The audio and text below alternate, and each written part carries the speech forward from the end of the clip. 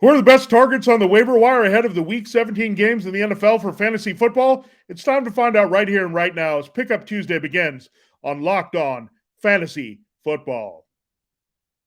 You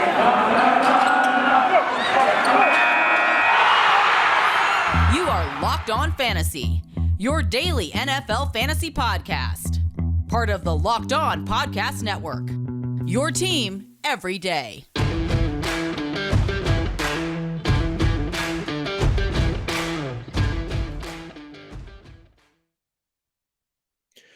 Greetings, everyone, from the big chair, and here's another edition of Pickup Tuesday for you. We're still looking at the waiver wire. Only 2 weeks left in the fantasy football and NFL regular season. Some of you have your championships this week. In some leagues, you might be extending to Week 18, but we're still going to be here for waiver wire help, one-shot plays, and really in Week 17, it's for the championship. You're looking to tune up your team a little bit. Make sure you're okay with backups if COVID-19 breakouts happen again, as well as maybe finding some plug-and-play starters for your team if you're hurting at particular positions here. We've been playing the streaming game at quarterback or have some running back attrition or just looking for the wide receiver 3 of the week to kind of plug in there.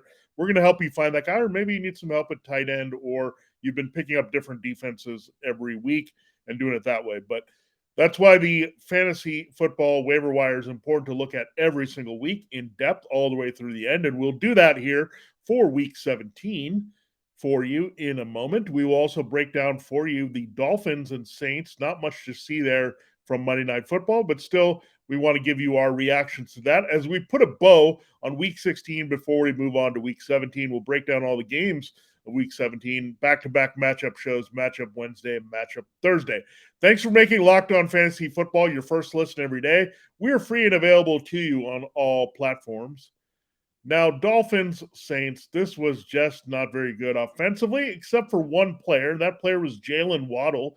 They targeted him early, and they kind of treated him as an extension of the running game. Keep in mind, the Saints still with a pretty tough run defense. You have that mess there of the backfield between Myles Gaskin and Duke Johnson and Phillip Lindsay. So three-headed monster backfield against a very good run defense. You knew they were going to have to get creative to move the ball. You had some flashes from Mike Gesicki, but it was a Jalen Waddle game all the way. And really the Dolphins didn't need to do much here, and that really hurt any possibility of getting good value from Tua Tagovailoa and the rest here. But Waddle comes through. He goes double-digit receptions here. Can't get to 100 yards, but this is how they've been using Jalen Waddle all year, kind of a dump-off receiver with his quickness, and he gets the touchdown as well. So there's that. And the Dolphins defense, you knew it was going to get better and better for this red-hot Dolphins defense. When you knew some of the things that were developing for the Saints, down to Ian Book at starting quarterback, down tight ends, down offensive tackles, you knew everything was going to be great if they wanted some sacks and takeaways. That happened in this game as Ian Book could not protect the ball. Second pass of the game returned by Nick Needham, a very struggling slot corner, for a pick six. So there's that. Then there was a 6 sacks. It was just a disaster for the Dolphins in Saints against the Dolphins here with no real ball movement at all. Just that 3 points that really, unfortunately, if you're looking for something big out of Alvin Kamara, like last year when he had 6 touchdowns, the exact opposite of that here in this matchup against Miami, just dragged down by the entire offense. And not his fault. He grinded out to 52 yards there, but really when you don't have much help, the offensive line's breaking down, the passing game is non-existent.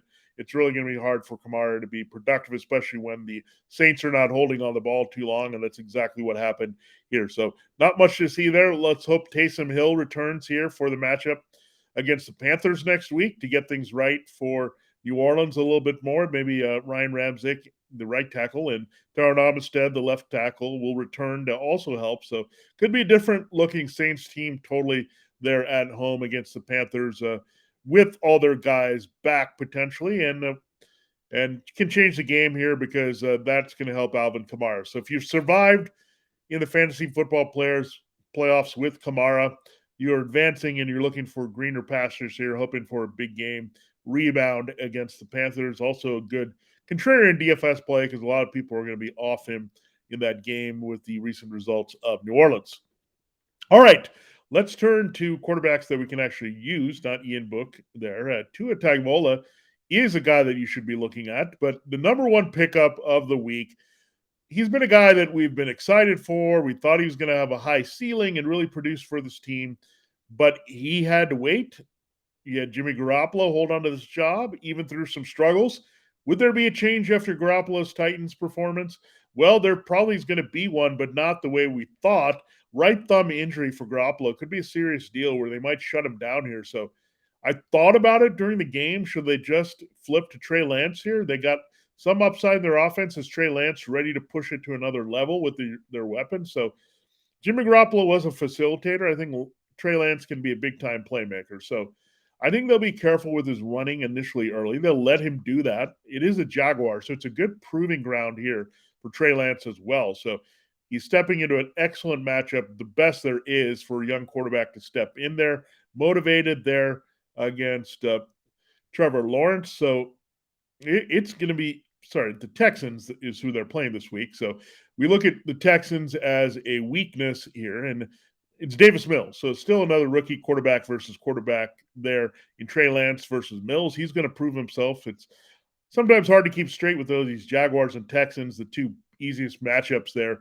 And we're getting ahead of ourselves because we're looking at a person playing against the Jaguars this week, another rookie that we can look at. So Jaguars and Texans, it did work out for most of the year. It did not work out for Justin Herbert. So don't worry too much about that performance.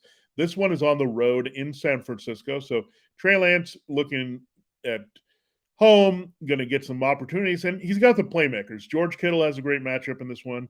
You look at Deebo Samuel, Brandon Ayuk, just the weapons alone, plus the pass protection with Trent Williams and the running ability, playing off Jeff Wilson Jr. There's a lot of opportunities and ceiling here for Trey Lance that maybe Garoppolo would not have had because of Lance's running ability and the ability to throw downfield. So Houston at home, as good as it gets. Maybe Jacksonville at home might be a little bit better, and we'll talk about that one coming up as well. Justin Fields, we'll see if he can return from the ankle injury here. He does get to play the Giants if they return here, and it's the Bears offense coming to life a little bit in Seattle. It was with Nick Foles, so Nick Foles created a bit of a spark there. So you could look at Nick Foles, really, if he played the Giants here, but I think the Bears are going to have a lot of success moving the ball, and Fields can do some damage running and passing if he can return in this one. So let's hope so. That's a good matchup. And I also think even though the matchup didn't go well the first time in Week 15, the Vikings there in Week 18 could have some appeal there for Fields, more controlled environment, Dome Stadium, that. So Trey Lance and Justin Fields, we've been looking at a lot here in fantasy football, and we've been looking for the right spots. Fields has had a bit of a flash stretch there before he cooled off. Lance only had one opportunity early in the season, really, and just didn't really get a chance to get settled in. Now Garoppolo's on the shelf. That should help Lance quite a bit, and it's a good testing ground against Houston. So good matchups there, looking for the lesser teams to attack. Trey Lance versus Houston, Justin Fields versus New York. Now, I got ahead of myself. Another rookie quarterback playing the Jaguars at home. That quarterback is Mac Jones. So Jones and the Patriots are big-time favorites. The one concern you have, is it going to be a Damian Harris smash game like it was last week against the Bills? But that was a product of the matchup, keep in mind, where you really couldn't pass at all on the Bills, and that's what the Patriots did for 2 games there against them, essentially, a lot of Damian Harris. But Jaguars, you can pretty much do anything against them. I know they've had some flashes defensively as well, but the running game, the Patriots need a win here. That's the biggest thing, is that they need a win going away. And we know this team pours it on. We saw it in the Jets matchup early in the season. They're going to be relentless, and they need Mac Jones playing well. So that's part of it as well. They just can't be a running team, because that's not going to work in the playoffs to go all the way, especially when you have Patrick Mahomes looming there at the end, or Joe Burrow, those type of quarterbacks. It's just not going to happen. So you need to wake up your quarterback and get him going. It's a good matchup to get everyone involved, the wide receivers, Hunter Henry, playing off that strong running game. So Mac Jones is an excellent streamer this week, as well as Lance and Fields in those matchups. So 3 rookies having a lot of value. And shockingly, none of those rookies are Trevor Lawrence there, who plays the Patriots. Nope, you're not going there. And Zach Wilson is playing the Buccaneers. So Yeah, so go figure these other first-round quarterbacks have the greater value here this week, this part of the season, but that's fantasy football for you, turns it upside down. Now, there's a second-year quarterback we like as well. Justin Herbert, you're going to probably play against the Broncos, so it's not him. It's not Jordan Love because he's not playing for the Packers. It's Tua Tagovailoa. It's Mac Jones' old teammate here. Look, he didn't have a great game against the Saints, but again, no resistance there. Didn't really get a game. I think there's going to be a nice little high-scoring affair developed between the Dolphins and Titans in Tennessee. These are past defenses that have struggled, two pretty good run defenses of late. And I think things are going to open up really in this game for Tua and Tannehill. Tannehill revenge game on the other side, the former Dolphins. So a lot of excitement there. So to look at it, it's two teams battling for playoff position. The Titans trying to lock down the AFC South ahead of the Colts, while the Dolphins are trying to continue their march to the at least number 7 seed wild card there after they started 1-7. So I think that Jones Tannehill match or Tagovailoa Tannehill matchup is going to be something to watch there. If you can say that 10 times fast, the Tagovailoa Tannehill tilt, if you will. So Tannehill, if he's available in some leagues, I think he's been held on to as a backup in a lot. But if he's out there in a shallow league, I might look at him as well in this one with A.J. Brown back. He's got the weapons. He's got his legs. This game, again, could be a source of sneaky points there with a lot on the line for Miami and Tennessee. Let's get to the rest of the positions. We'll do that here. We'll go running back, defense in our next segment, and close with wide receivers and tight ends. But thanks so much for supporting Locked On Fantasy Football the entire year here. It's a year-round podcast, and we bring it to you in depth for season and breaking down games and stuff like that. But we also build to this point here with the rankings. We look at the free agency period. We look at the draft. So we're with you all off-season long here on Locked On Fantasy Football. We also give you a lot of reality NFL knowledge as well, looking at the gambling. So everything you need here, Locked On Fantasy Football. We're trying to be comprehensive, no nonsense, to the point, get you in and out with all the information you need. And that's what we do here on Locked On Fantasy Football. Again, thanks for making us your first listen every day. As we continue the show, I got to tell you, make sure to check out the Ultimate College Football Preview 2021 here on the network. Local experts, betting advice, and draft analysis. The most comprehensive college football playoff preview begins. And it is live now there. Check it out here ahead of the big games there on New Year's Eve between Georgia and Michigan and Alabama and Cincinnati. All right, let's continue the show, breaking down the running backs and defenses on the waiver wire here for the NFL and fantasy football. Rex Burkhead stands out at the running back, and we've been waiting for someone to take over that Texans backfield. Remember, it started out with Mark Ingram and Phillip Lindsay. Those guys are long gone. David Johnson had his opportunities, but he's been on the COVID-19 list and has had injuries. So defaulted to Rex Burkhead. There's a tie between him and Nick Caserio. They're the GM, ties to New England. So Rex Burkhead, utility man galore. What does he do here? Goes off for the 140-yard game, couple scores. By far the best rushing performance by a Texan this season because of Deshaun Watson not being out there. That also defines that for sure, without a doubt. So Rex Burkhead, we mentioned the matchup against the 49ers. He should get some decent volume in that game, and that's what we're going to go with. I don't think it's going to be as easy go against the 49ers. The Chargers are a pretty bad run defense. The 49ers are about middle of the pack there. We saw them somewhat contain the Titans, so keep that in mind. But he's a starting running back. If you're desperate, he can be an RB2 just on volume alone. Now, Clyde Edwards-Helaire looks like he's going to miss time here for the Chiefs. And now Darrell Williams is probably managed in a lot of leagues from early in the season when Edwards-Helaire missed time. Tough times for CEH to try to stay healthy in year two. But Derek Gore's looked very good as well. We know that when given the opportunities, playing with Williams, he's more the straight-up running back, while Williams is the guy they use in passing situations. They get the Bengals this week, so Gore should be rather busy. This could be a high-scoring affair. They can run on the Bengals, I think, pretty effectively if need be. So, again, Derek Gore is the guy that you're looking at. If Darrell Williams is out there, he's the first priority. But, again, I think he's managed in most leagues at this point. Gore should still be available for some here to have some potential to produce pretty well in a prominent role here replacing Clyde Edwards-Helaire. Now, Boston Scott also has some appeal, but the question mark is Jordan Howard. Is he okay with that stinger? Because we know Miles Sanders is not okay. Yet another injury, this time to his hand. He has a fracture.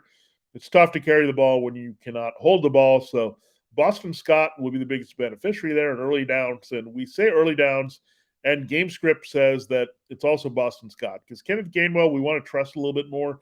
But look at this. They're getting Washington at home. They ran all over Washington with Boston Scott and others there just a couple weeks ago.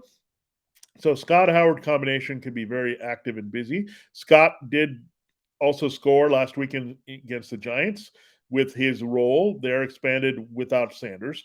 And you look at the final game, there's a chance the Cowboys could be resting players in that Week 18 game. We'll see how that plays out here for Dallas. But if that's the case, then it should be another positive game script, downhill running, getting ahead of the change there. So Boston Scott, definitely worth picking up. Jordan Howard, probably still managed and owned in a lot of leagues, so keep that in mind. Dare Ogunbowale, I mean, someone's got to step up here for James Robinson. Dare Ogunbowale did score after Robinson, unfortunately, tore his Achilles and was out for the season. Does he have really high upside in this game against the Patriots? Not really, but I don't think the wide receivers and Trevor Lawrence are going to do much. The best thing you can do is run on the Patriots. You also could get some cheap checkdowns there in hurry-up situations while Jacksonville inevitably trails big in this game. So Ogunbowale can get you some cheap PPR value here. And always a threat to score in garbage time is really the Jaguars do not throw for passing touchdown. So Ogunbowale could easily score in the garbage time of being the guy there here. And we've seen him in the past. He's been effective in the passing game. And that's what he's going to probably do most here to get his yards, because I think just the game script and the running are going to be limited here in general for the Jaguars. Now, Cam Akers is an interesting development here. It's so weird what's going on with the Rams. Yet Sonny Michel, he was very quiet for much of the season while he was healthy with Darrell Henderson. You thought at some point they would give Michel a split opportunity, but with Sean McVay, we know he likes to do the old school workhorse thing where it's one guy touching the ball a lot. So that guy was Darrell Henderson for a long time. Then the COVID-19 thing happened. Then another injury happened. Then he got hurt again against the Vikings with a knee. So Cam Akers, I think they'd be a little bit cautious with Cam Akers because he could be a big-time asset in the playoffs, especially if Henderson's not available there and really get the touches over Michel. So if you've been riding Sonny Michel, and a lot of people have been in the fantasy football end of season and the playoffs, a little bit concerned that Akers could return. But again, I can't imagine a full role for him right now. He could be a lot like what Henderson was last week, getting a handful of touches there like Henderson did against the Vikings, with Michel still being the lead back. All right, those are really the only options here at running back. Not a lot of attrition there. You got to figure out the COVID-19. You figured Austin Eckler is going to be back. And Justin Jackson was a late developing addition last week. So keep all that in mind. If there's a clear shot at a guy like Jackson, you know he's going to start and see a big role. It doesn't always work out that way. He's not going to score 30-plus fantasy football points for you every week, but always be on the lookout for those type of guys to plug and play, because a running back with a pulse that gets touches, if significant volume, is going to be productive, and we saw that with Jackson last week. So watch the COVID-19 list. A lot of things can pivot. Be prepared. We saw that with Eckler and Dalvin Cook last week, having to pivot to Justin Jackson and Alexander Madison. All right, let's go to the defenses you should look at. Bears for sure. I mean, they're at home against Mike Glennon. I know they haven't been all that good. They've been gashed. Saquon Barkley could have some success against them, but the Bears are going to benefit from this Giants matchup. The Giants have just given up. They're a shell of an offense. So Chicago at home, very appealing in those conditions as well to take care of business. You can also look at the Seahawks. They're playing the Lions this week. They didn't really come through against the Bears as we expected for the end of the game, but the Lions this week, especially if it's Tim Boyle in there, we'll see if Jared Goff gets cleared here. But Seahawks defense isn't great, but they have some things they can do in the passing game to contain and confuse the Lions. And so something to watch there, and they'll probably be motivated to bounce back here after the Bears ending to that game last week. So Bears and Seahawks, they played each other last week. This week they play the Giants and Lions, targets there in fantasy football. Now, a lot of people might recommend the Browns this week. They are playing the Steelers. The Steelers have struggled, we know, offensively big time, but I'm going to go to the other side of this matchup. It's the Steelers that I prefer. Why? Because they're in prime time, emotional bump, 8:15. They're on Monday Night Football. Ben Roethlisberger's potential last game. The Browns can run. We know that very well with Nick Chubb. The Steelers' run defense has been pretty suspect. Their overall defense is kind of worn down as well. The Browns have a pretty good offensive line. But again, TJ Watt, you got enough playmakers. Joe Hayden, the former Brown, there in the secondary. So there's enough here where I think the Steelers can maybe get a break in the running game, contain Chubb a little bit, and go after Baker Mayfield in this one. So I could also look at the other side of this game. I think it's going to be a low-scoring affair, just like the first one, which was 15-10 in favor of the Steelers. Myles Garrett and company looking to rebound after they faced Aaron Rodgers. So the Steelers faced Patrick Mahomes last week. The Browns faced Aaron Rodgers.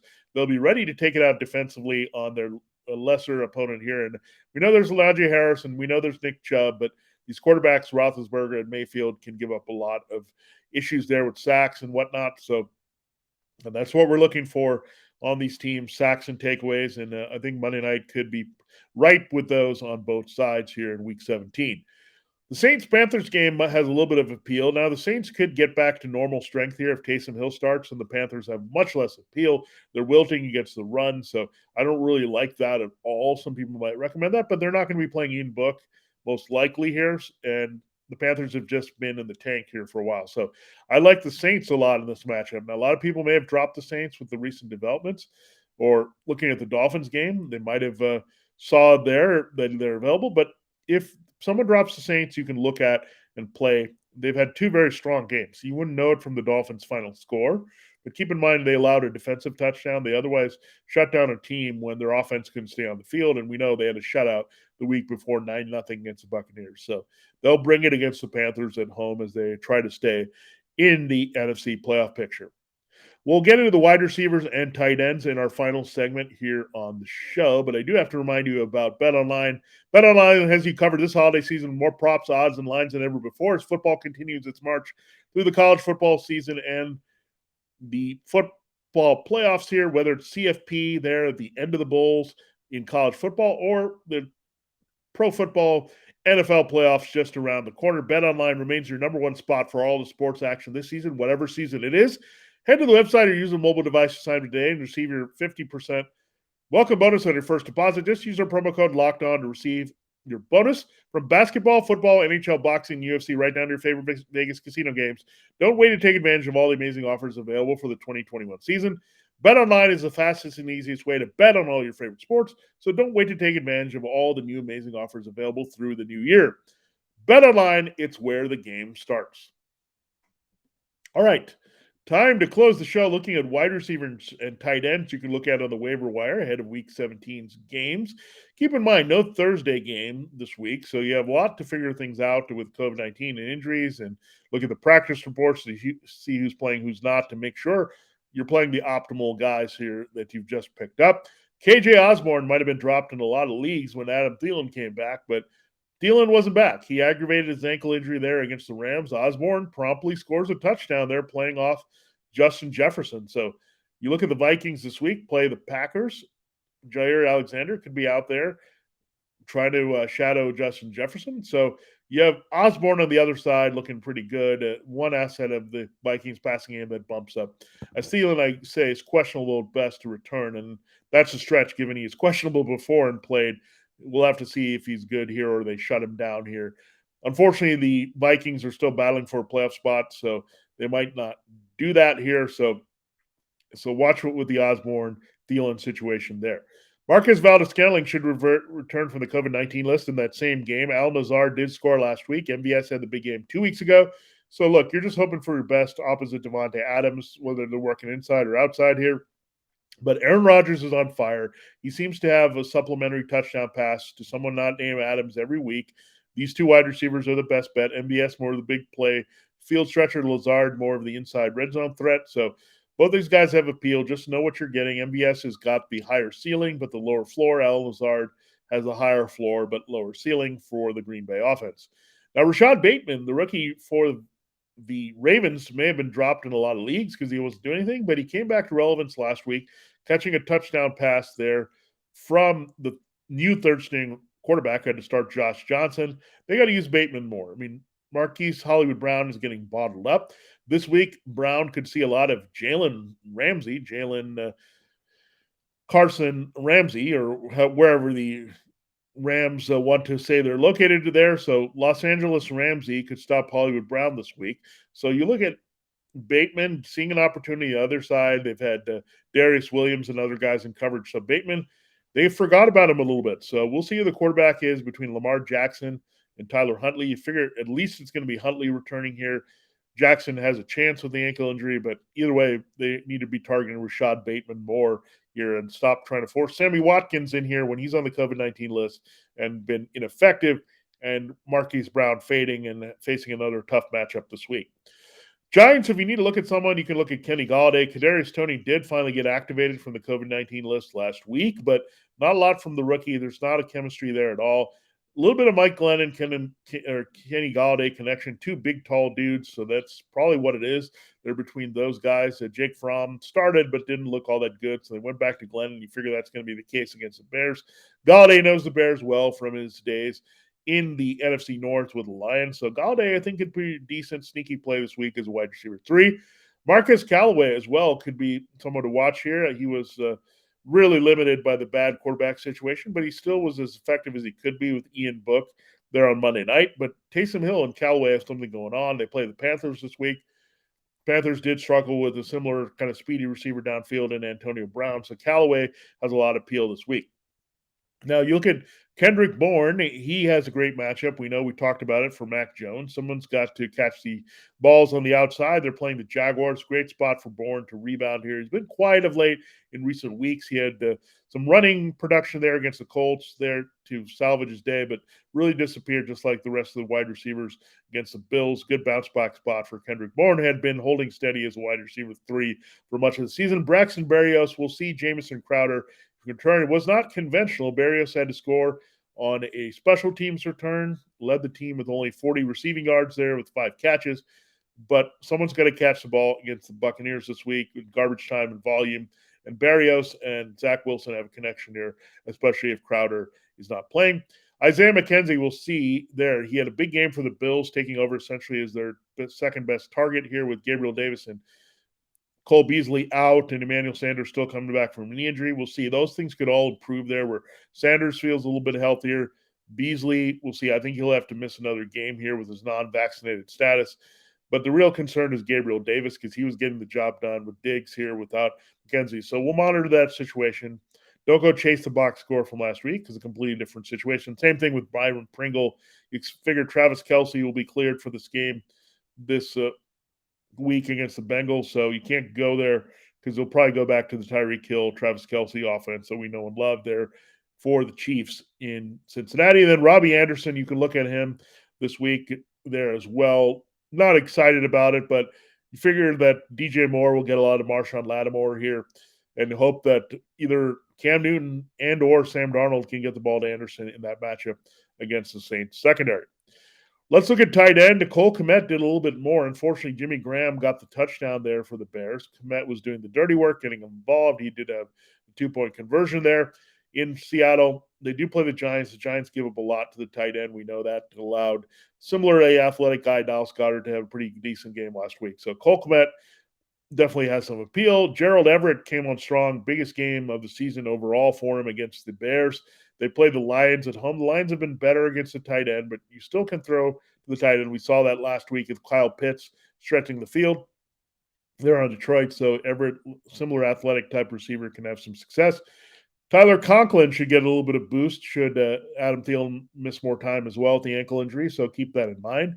They're playing the Packers. It's a tough matchup for the tight ends, but maybe enough volume with a touchdown opportunity there. But I'd much rather look at Osborne there as a wide receiver starting than Conklin as a tight end starter. Here's a sneaky pickup for you, and really two from the same game. Mo Ali Cox here. Jack Doyle suffered an injury there against the Cardinals Saturday night in week 16, so he's not starting to play. Knee and ankle issues for him. Mo Ali Cox has been quiet, but he did have 42 receiving yards in that game against Arizona, a tough tight end coverage defense that they've become. So you look at the matchup this week, great tight end matchup for the Colts against the Raiders this week. So Ali Cox could be busy here and have much of tight end to himself here without Jack Doyle. And that helps give some appeal where he breaks free from the committee, always a chance to score. And I like those chances here with Carson Wentz playing well. The other side, we'll see if Darren Waller can return. He's got the back and knee issues. I wouldn't be so optimistic, but that would mean Foster Moreau had a decent game there against the Broncos without an opportunity. The Colts give up plenty to the tight end. We saw that with Zach Ertz and the Cardinals last week. So Moreau could have that type of game for you if you're desperate looking for some tight end one back end value. Same thing with Evan Ingram. He did score for the Giants last week. We saw Everett score on the Bears here on Sunday as well in week 16. So there's a chance for Evan Ingram to continue to be busy here. So Ingram and Galladay, probably the biggest beneficiaries there should Mike Glennon continue to start here and take the job back over Jake Fromm with Daniel Jones out. And finally, CJ Uzomah. He was quiet while the wide receivers went off last week, but the Chiefs are pretty tough at covering wide receivers at times with their pass rush inside, some of the things they have on the outside with their cover men. They're not that great at covering the tight end. Pat Freiermuth was a big loss when he was concussed for the Steelers last week. They didn't have that guy to do the damage. Uzomah can be that guy for the Bengals in this matchup at home against the Chiefs. Again, a little bit deeper there with Ingram and Uzomah. But definitely look to that Colts-Raiders game for some sneaky value after you look away from Kmet and Everett there if they're not available in your fantasy leagues if you're looking for a streamer tight end. All right, that wraps up our look at the waiver wire and put a bow on Week 16 with the Dolphins-Saints reaction as well. We will move on to Week 17 and picks, breaking it down there for you, the matchups all together in two shows there, matchup Wednesday, matchup Thursday. Thanks for making Locked On Fantasy Football your first listen every day. Now make your second listen Locked On Bets your daily one-stop shop for all your gambling needs. Locked On Bets, hosted by your boy Q, with expert analysis and insight from Lee Sterling. It's free and available to you on all platforms just like this show. For Locked On Fantasy Football, for Pickup Tuesday, good luck in your waiver wire claims, and we'll catch you tomorrow starting to break down the games of Week 17.